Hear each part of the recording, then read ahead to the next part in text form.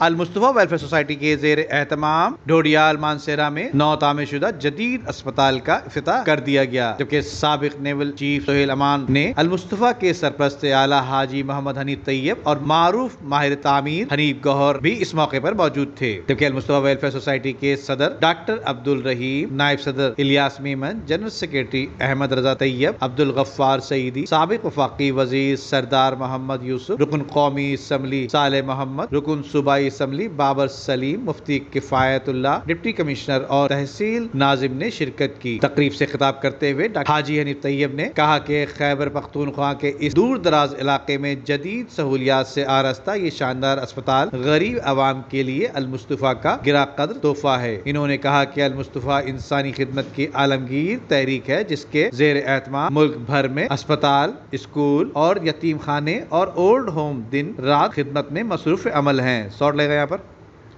ٹھیک ہے، اگر جن کے شارٹ لگا دیجیے گا، شارٹ نہیں ہے تو کوئی مسئلہ نہیں ہے، اوکے۔ اس حوالے سے نائب صدر الیاس میمن کا کہنا ہے کہ پاکستان ایک غریب ملک ہے جہاں عوام کی بڑی تعداد معیاری علاج اور تعلیم سے محروم ہے، جبکہ آبادی کے بڑھتے ہوئے بوجھ کی وجہ سے حکومت کے لیے صحت اور تعلیم جیسی بنیادی سہولیات فراہم کرنا ممکن نہیں ہے، جس کے المصطفیٰ ویلفیئر سوسائٹی مخیر حضرات کے تعاون سے ہر سطح پر تعلیم اور صحت شعبے میں زیادہ سے زیادہ سہولیات دینے میں مصروف عمل ہے۔ ندیم صدیقی، میٹرو 7 پاکستان۔